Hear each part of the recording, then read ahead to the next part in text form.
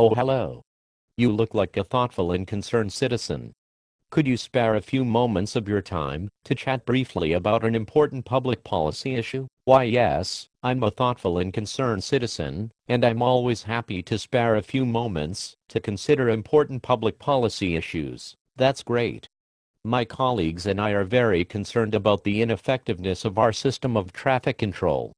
We also find its restrictiveness burdensome and heavy-handed.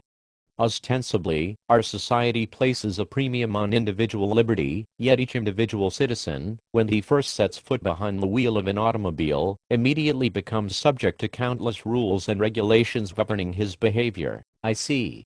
Well, I certainly would not like my liberty diminished unnecessarily.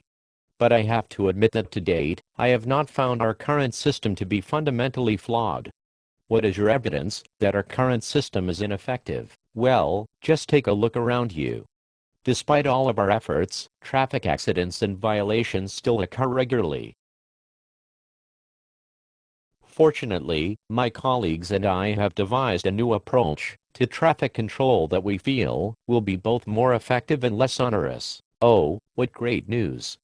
I can't wait to hear about it. Well, rather than engaging in an expensive and futile attempt to control traffic through skillful design and maintenance of roads and highways, optimal placement of traffic signals, and thoughtful designing and rigorous enforcement of traffic regulations, our consortium proposes instead that we allow traffic to regulate itself through the invisible hand that governs an unencumbered free-flowing traffic system. You are proposing that we do nothing at all to regulate the flow of traffic? Not only that we do nothing at all, but indeed, that we dismantle those measures that we currently have in place, remove all stop signs and signals, repeal all speed limits and other traffic regulations, and thereby allow the flow of traffic to achieve an equilibrium through the unfettered interaction of natural forces. You see, we are flawed and fallible creatures. We aren't remotely capable of achieving the level of knowledge that would be required to truly make sound and responsible judgments about how often and in what way people should drive, and about what is the right volume of traffic for any given area. As such, our efforts are liable not only to be counterproductive, but also oppressive, as each restriction we implement results in a commensurate reduction in your personal liberty. I see.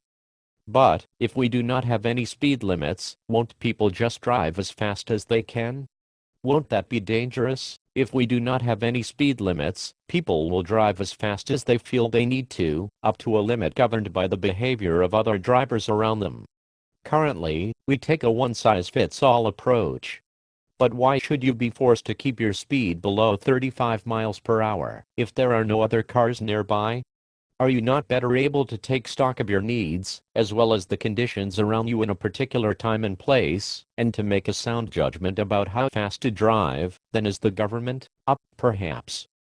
But, what about seatbelt laws? Aren't those important for safety in the event of an accident? Your personal safety is your own business. You are an adult. Do you need some nanny state government ordering you to tie yourself to your chair? Aren't you a better judge of your own safety needs? You can avoid accidents if you are a safe driver. Oh, maybe so. But what about stoplights?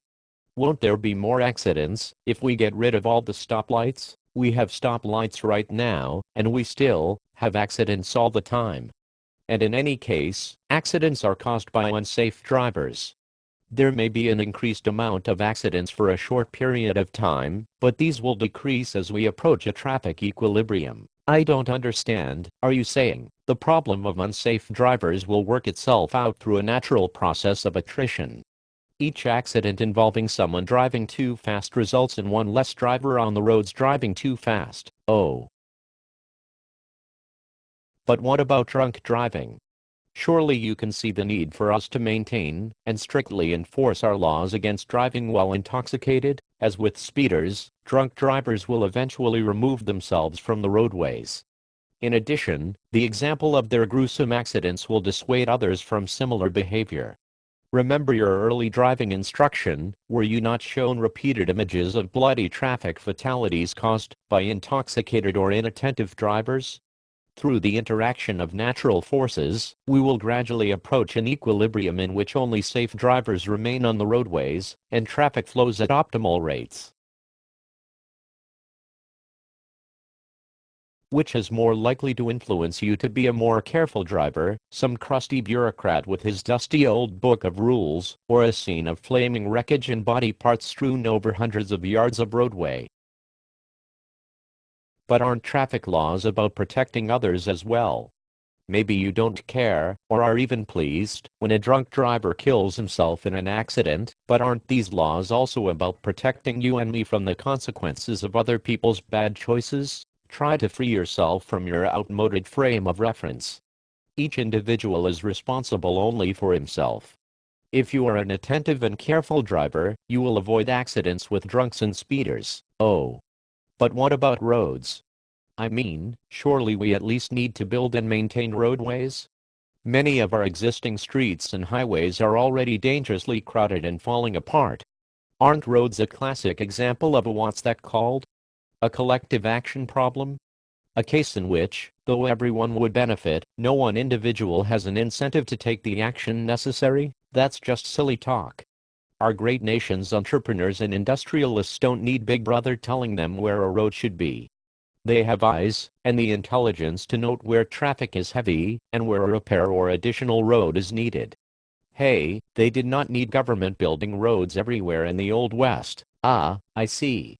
I will admit that all of this sounds very convincing as you are describing it to me. But, hasn't our experience already shown that the things you are saying are not true? Hasn't our experience with areas in which traffic is unregulated and uncared for already demonstrated that nothing works itself out naturally?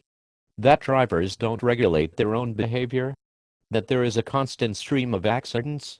That roads don't get built and maintained unless government builds and maintains them? That people end up suffering? Indeed, isn't that why we built the system we have now? Because people found those conditions chaotic and intolerable? No, actually, all of those problems were created by flawed attempts at intervention. The truth is we have never actually had a truly free traffic system. I guess that is possible. But you know, when I think about what things would be like if you had your way, I have to say I don't think I would actually feel more free than I do under the status quo. In fact, I would feel quite a bit more restricted. Maybe there would be no traffic laws, but I would feel under constant threat from inattentive and irresponsible drivers. Indeed, I believe I would be too terrified to drive a car at all. As a result, I would feel a prior restraint on my decision-making about where I choose to go, and I would feel less at liberty because of that. Yes, the more I think about it, the world you are describing does not sound free at all, but rather like a nightmare of constant threat and danger. You're just confused about the meaning of liberty. Liberty is not a condition of the absence of danger. It is simply a question of the degree to which your individual agency is attenuated by government coercion. That may be how you define the concept, but if so, I may just have to say that I simply do not think that what you call liberty is a desirable thing. Thanks for your time, Kami.